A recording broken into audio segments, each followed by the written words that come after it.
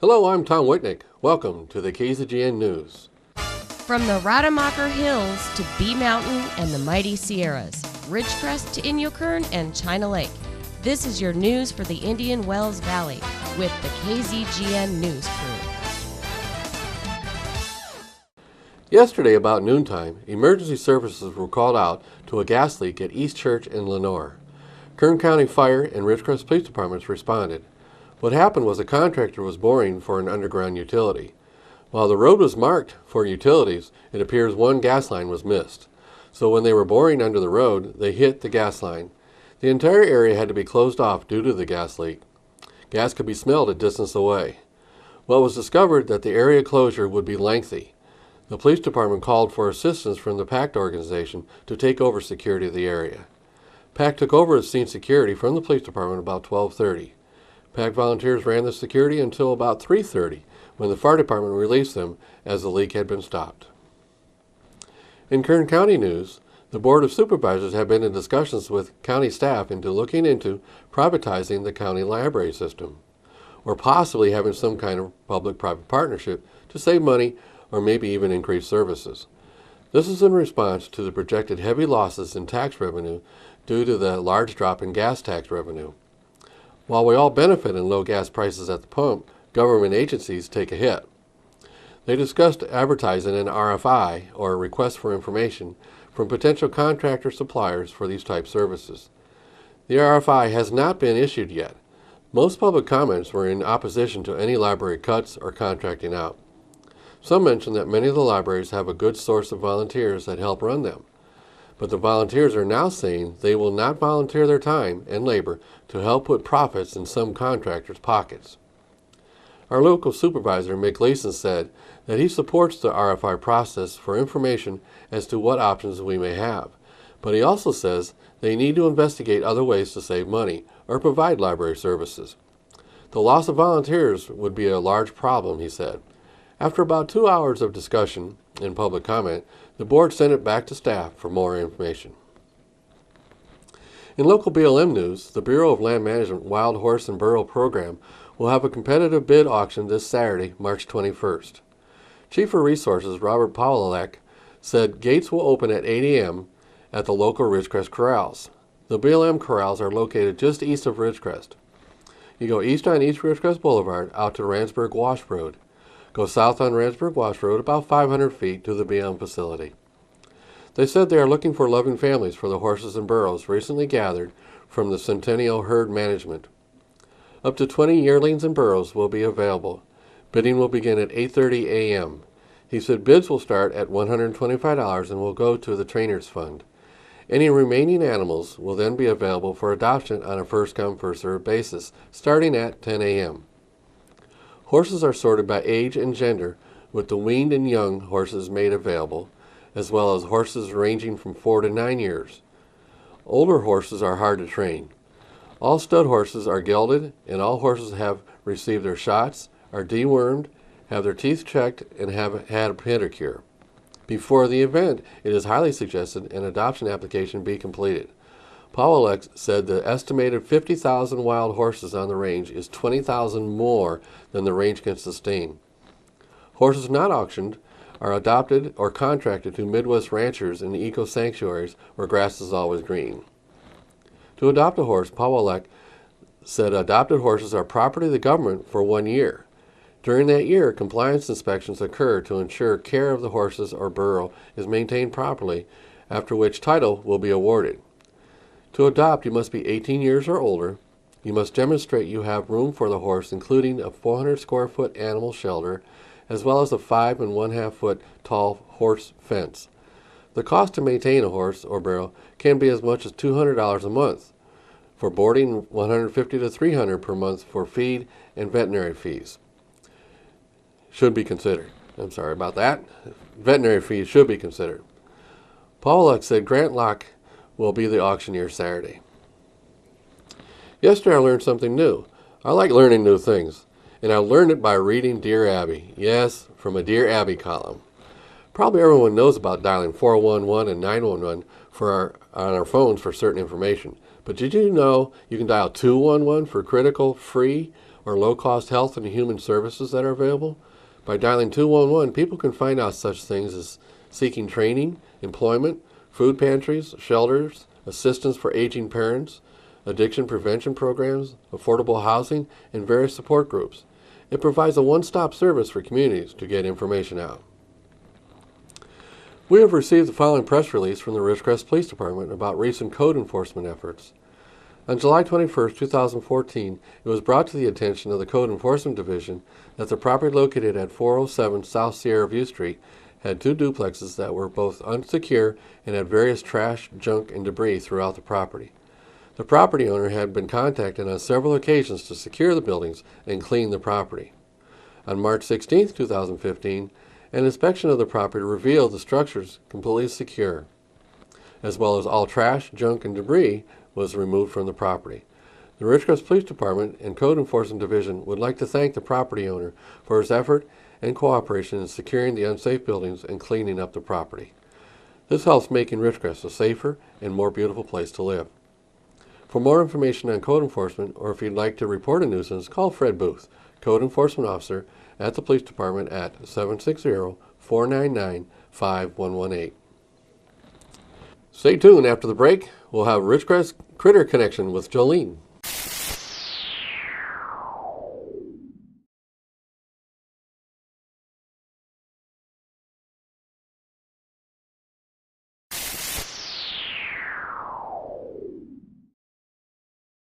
Hi everyone, I'm Jolene Sen from KZGN-TV, and I'm here with Mary at Ridgecrest Animal Shelter, and this is Terrence. So Mary, can you tell me a little bit about beautiful little Terrence? Yes, Terrence is a terrier mix, and obviously he's a little camera shy, but he's a very sweet little boy. He's about a year old. He's been with us since early February. He's good with other dogs, good with cats, very playful, and loves to snuggle. So come on to the shelter, give Terrence a home, and hopefully he can get out of here. He just wants somebody to love him. He's so cute. Is he good with children? He's very good with children. He's housebroken. He's good with cats. He likes to play with his toys. He loves his toys.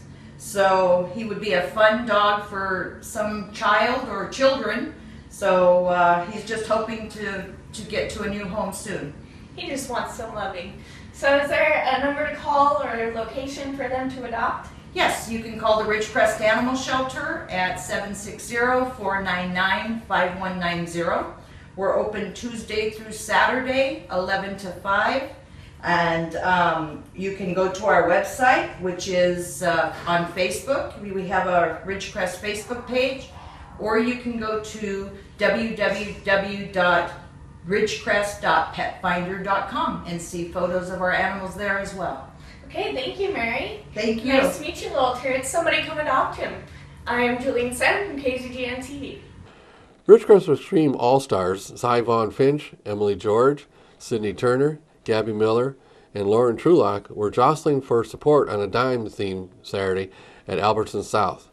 They are the only extreme team in more ways than one, Coach Lisa Valise said of the High Desert Silver cheerleading team. Valise said they compete 9 to 10 months out of the year from Ontario to Las Vegas in accordance to U.S. All-Star Federation rules. The team in full costume on Saturday is presently raising funds to participate in their end-of-season national competitions in Anaheim and Las Vegas. For a proper perspective of who they are, the Ridgecrest Extreme All-Stars compare their league to the Disney and ESPN All-Stars.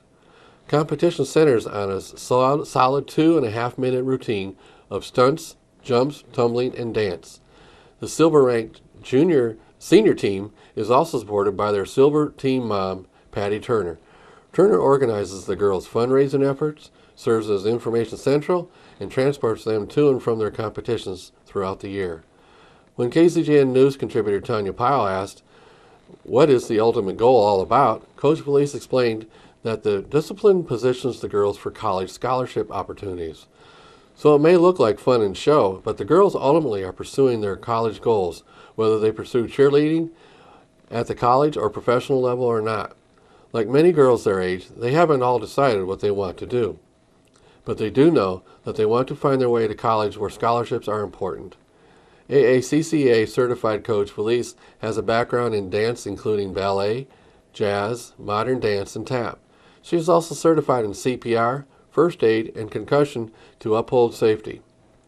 The Ridgecrest Extreme All-Stars train 3 nights a week at the High Desert Gym at 1210 West Reeves Avenue, a nonprofit competitive gym. Felice said the team will fundraise through the end of March and said people can donate directly at their website.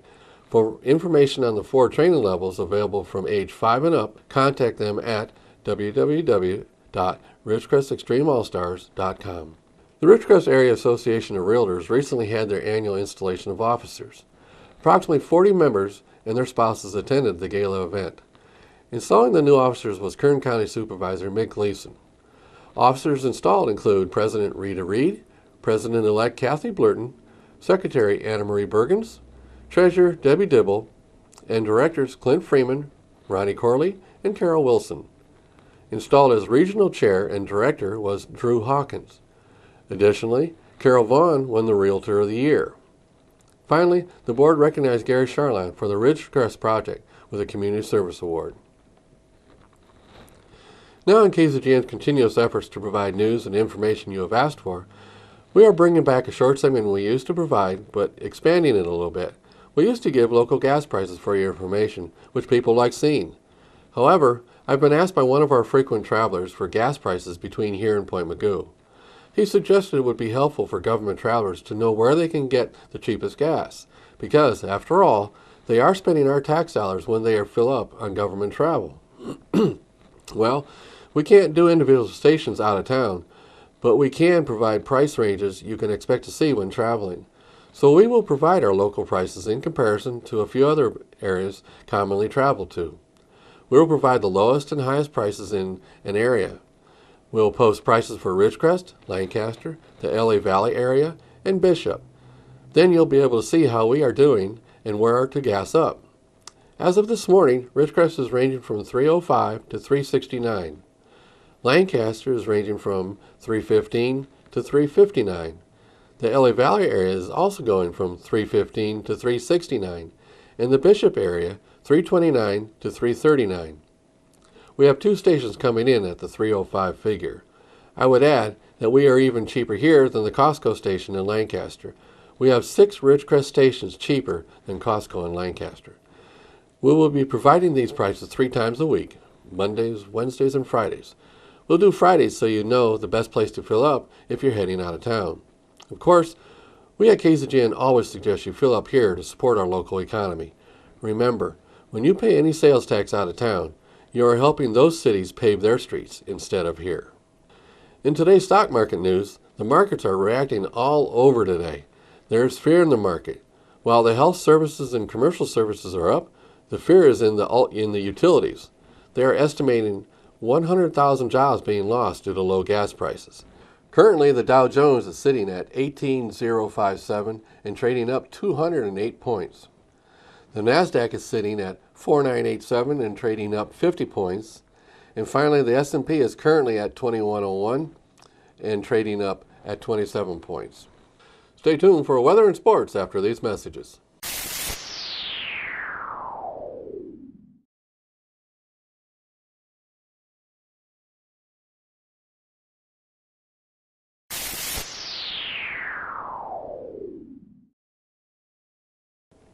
Thanks for staying with us. And now let's go to Keith for the weather. Thank you, Tom. A quick look at our regional map taken earlier this morning. Not much change from yesterday's forecast. Cold weather still prevails in the northeast, with warm weather in the southeast. In the Midwest, rain from St. Louis reaching down to the tip of Texas, and scattered rain from Colorado through New Mexico into Arizona. And speaking of rain, our forecast tonight calls for 20% chance of showers and thunderstorms, with a low around 50 degrees, south wind 5 to 10 miles per hour becoming light and variable at times. Thursday will be sunny with a high near 81, west wind around 5 miles per hour. Thursday night will be mostly clear with a low around 47, north-northeast wind 5 miles per hour. Friday will be sunny with a high near 82, north-northwest wind 5 miles per hour. Friday night will be partly cloudy with a low around 48. Saturday, mostly sunny with a high near 82, south wind at 5 miles per hour. Saturday night, partly cloudy with a low around 46, West-southwest wind 5 to 10 miles per hour. And on Sunday, mostly sunny with a high near 81. West-southwest wind 5 miles per hour, becoming east in the morning. That is your forecast. Now back to Tom. Thanks a lot, Keith. Appreciate the weather. Now to Tom Hecht for the sports. And a very pleasant Wednesday afternoon to everybody. Let's start locally with Saracoso baseball. The Coyotes held tough for a while, but then San Bernardino's bats were just a little bit too much as the Wolverines ended up defeating the Coyotes yesterday by a score of 17-7. Now, the good news, Saracoso pounded out 11 hits. The bad news, they committed 5 errors, which led to a couple of those runs. Now, the Wolverines, a good hitting team. They have a team batting average of over 300. They lead the league in home runs hit. They hit 2 yesterday. They went on and had 18 hits, 3 of those doubles and a triple, and went on to score the 17 runs. 2 teams will play again tomorrow in San Bernardino. Then they'll come home Saturday for a noon game. Darrell Ellen will get the ball tomorrow. It was Darrell Ellen a week ago that defeated Chaffee. He went 9 1/3 innings, ended up winning the game 2-1. Burroughs High School graduate Ryan Sanford came in and got the save. That was a week ago on Thursday. All right, tomorrow we'll talk about Burroughs High School baseball. They're off to a great start, along with the softball team. John Bradley, the coach of the boys baseball. Michelle Lazaro, the coach of the varsity softball team at Burroughs. All right, let's talk about the NBA. The Oklahoma City team suffered a blow. Serge Ibaka is going to be out 4 to 6 weeks. He has to have some right knee surgery done. Hopefully he'll be back in time for the playoffs. They definitely need him. They've had a tough year. Russell Westbrook's been hurt. Kevin Durant's been hurt. It's just been a tough year for Scott Brooks and crew. Right now they're on the bubble to get in the playoffs.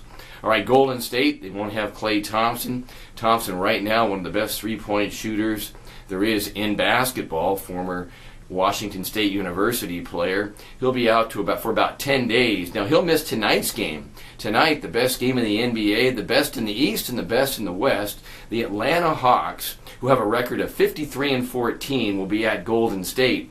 Golden State has the best record in the West. Now, Golden State against the West Coast teams, the Western Conference, they're 21-5 and 22-7 against the East. Okay, also, last night in the NIT, not to be confused with the NCAA tournament, the NIT, one of the oldest tournaments in basketball, used to all be played in New York at Madison Square Garden back in the day. Now they play 3 rounds, and if you get your first 3 games won, you get to the Final Four, then you get a trip to Madison Square Garden to play on national TV. Last night, Stanford beat UC Davis. Stanford, a disappointment that they didn't get in the big dance, the NCAA tournament. They played at home in front of really what I thought was a dismal crowd. They beat UC Davis, the champion of the Big Sky, but UC Davis got beat in the tournament by Hawaii, so they did not get to go to the NCAA tournament. Corey Hawkins, one of the best players in college basketball, 34 points for UC Davis, and his last game, he'll be in the NBA somewhere, granted. All right, George Mason a winner. They beat Pittsburgh 60-54. Miami beats North Carolina Central. Rhode Island beats Iona. Louisiana Tech a winner last night. Tulsa beats their opponent, that was Central Michigan, and Murray State, the team that's bitter about not being in the tournament. They had won 25 games in a row this year before losing. They beat UTEP. That game played at Murray State. All right, tomorrow the tournament starts, the NCAA, the big dance, locally, UCLA and SMU. That'll be a Thursday afternoon game our time. Larry Brown, the coach of SMU. It was Larry Brown that back in 1980 coached UCLA to a championship. Larry Brown's been around a long time. He also coached Kansas to a championship. So he's got a chance now to take his 3rd team to an NCAA title. The 77-year-old's done a tremendous job for the Mustangs. All right, the play-in games last night. Mississippi beat BYU, and Hampton beat Manhattan 74-54. Manhattan won the MEAC. Now, Hampton, unfortunately, draws Kentucky. Kentucky is 34-0, the number 1 seed overall in the whole tournament. And if Kentucky can win 6 games in a row, They'll be the first team ever in the NCAA Division I to win all 40 games in one season without a loss. Well, we'll see what happens. Who can knock off the Wildcats? All right, it was the Wildcats last year in the second round that knocked off then undefeated Wichita State. So we'll see. NBA last night, the Knicks winner, they beat the Spurs. I looked at that score and I thought, huh? But the Knicks a win over the Spurs. The Pistons beat the Grizzlies. The Pelicans a winner over the Bucks by 1 point. And the Rockets beat the Magic. The Clips got a win at home. And that is your sports for this Wednesday afternoon. Tom Heck for KZGN. So that's the news for today. All of us at KZGN-TV know you have a choice in what you watch for your news. We all thank you for choosing us, KZGN-TV, Ridgecrest's only community TV station.